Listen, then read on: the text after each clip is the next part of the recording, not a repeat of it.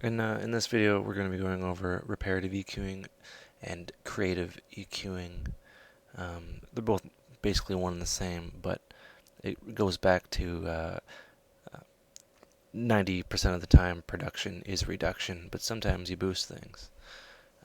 And I kind of want to go back to EQing throughout this uh, video series because EQing is, without a doubt, the most important aspect of mixing, and just going to keep it fun and lively. So here we have an example of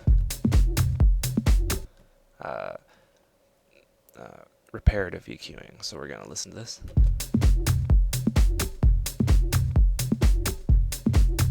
So we have,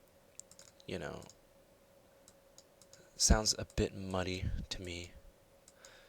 So there's kind of a muddy range that happens in old vinyl rips, and there's a way to kind of clear up, and in a way, when you reduce, you kind of enhance the kick in some sounds.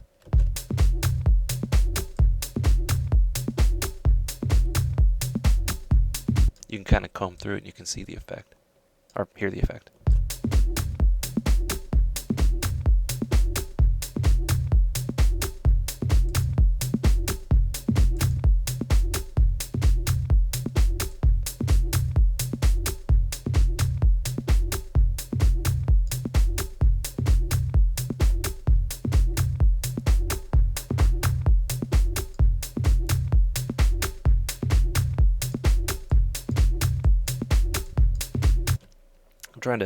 Trying to bring out the percussion, the kick, and the clap slightly, just to kind of make it sound a bit natural. You'd have this playing with other sounds.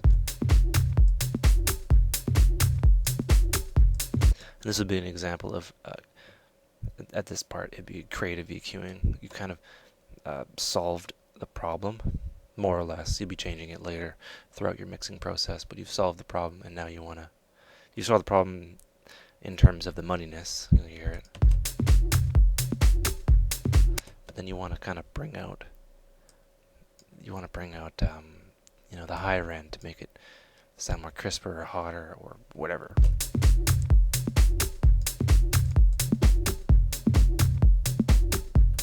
You can kind of hear the difference a lot.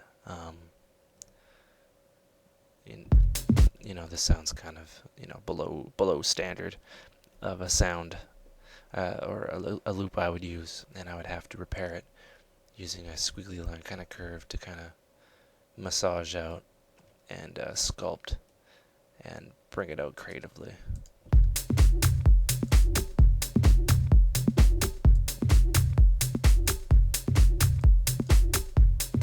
And after that, I would kind of compress it and kind of clean up the dynamic range and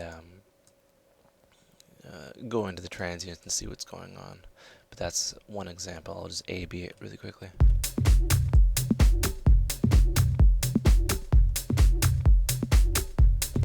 It's completely subjective, but to me, that would sound better. Here, we'll play this one now.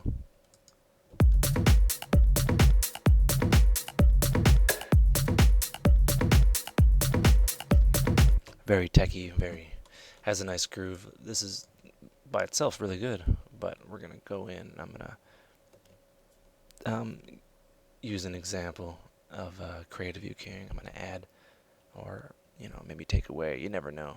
I just put these on here because I knew they'd make great examples. It's obviously too much bass there.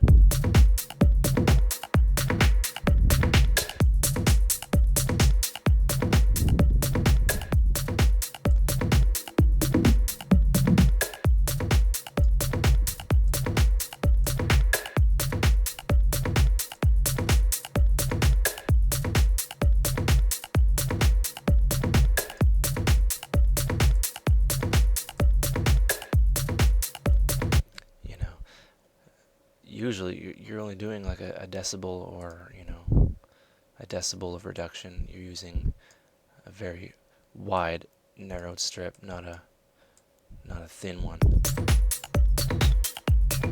because you get weird stuff, you get weird comb filtering. So again, anything, you split it into two halves. For the bottom half, you use very narrow widths. And the top half, you use very wide widths.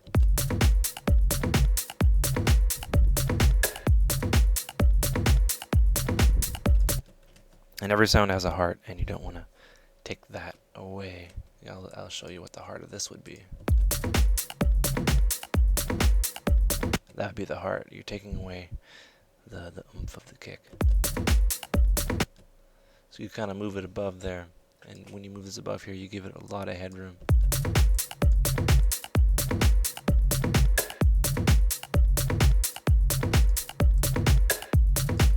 And it's good practice. If you need it, absolutely you should use it. You should cut, just a little bit, a little slice.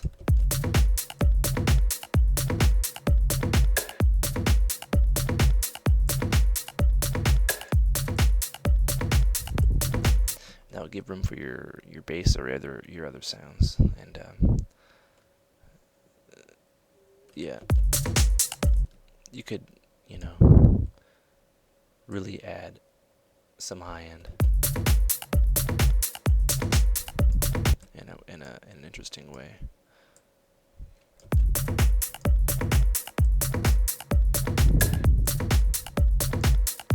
Because usually if you reduce on one area, you kind of have to boost in another. Just because if you reduce here, it magically alters the frequency in this range. I don't know how it works, but that's just how it works, basically.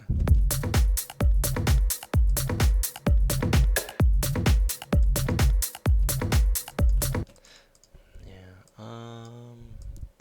Here, we'll listen to this guy now.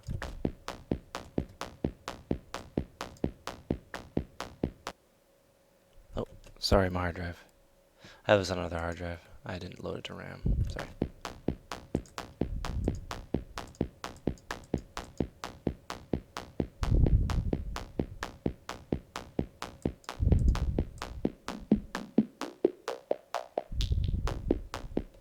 So, what I would do in a creative way, I would boost a bit of the low end on this,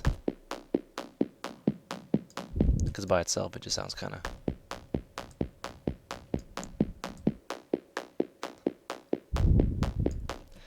bland.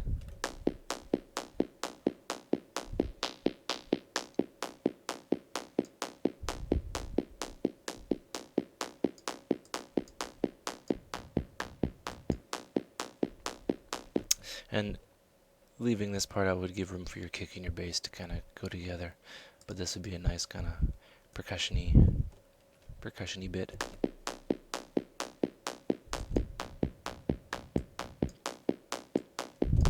Just to kind of make the sound big, but not, by adding intense amounts of distortion. Just adding, just boosting frequency where it needs. And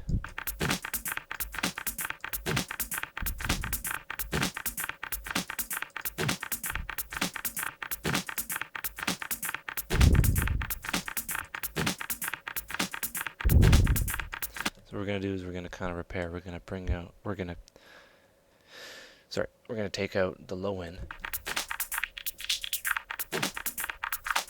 where we can get away with it.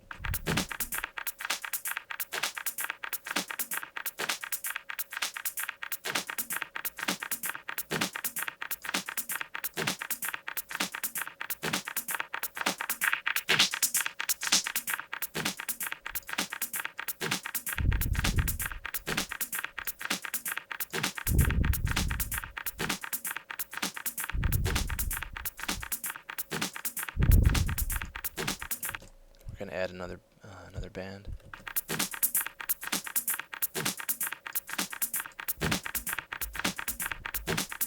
So just leaving the low end would kind of take away from everything else. It would cause frequency conflict with the other sounds, potentially.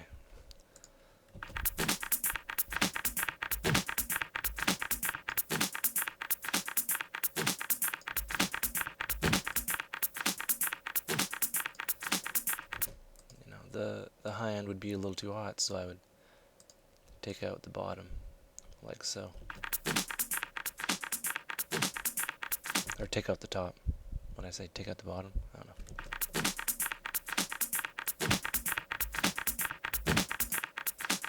It's good to always, turn it on and off to see what you're doing.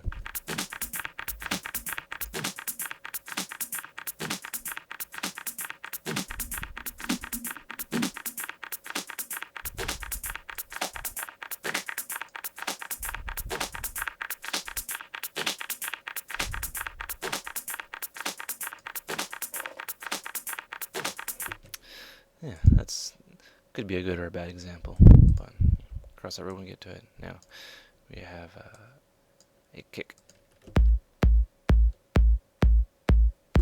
Now we could just add, low end, slight low end. Always roll off the low end on your kicks if you're gonna boost anything. Sounds very Benny Benassi like, and you're gonna want to, since you've enhanced or not enhanced, if you boosted that frequency, you gotta kind of bring down the others.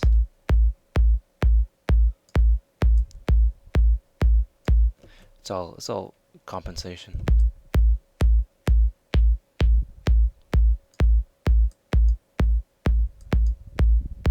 This would be a good example of creative EQ. But it all depends on the context of your track. Like say if I had a bass and it was very bottom heavy or very mid, or well, yeah, let's just say it was very mid and bottom heavy. I had a big bass, but the kick was lacking on the low end, and the bass was really powerful on the offbeat, but the kick was bleh. I would boost it slightly. I wouldn't compress the hell out of it. I would just kind of boost it, and that's a quick way. People use bass boosters, but why don't you just boost the bass? Seems kind of counterproductive. Well, not counterproductive. It just seems kind of non-intuitive. But yeah, kind of have pride in my kicks and how big I make them. And yeah, when it needs it, yeah, you boost the bass. I'll just do an A/B.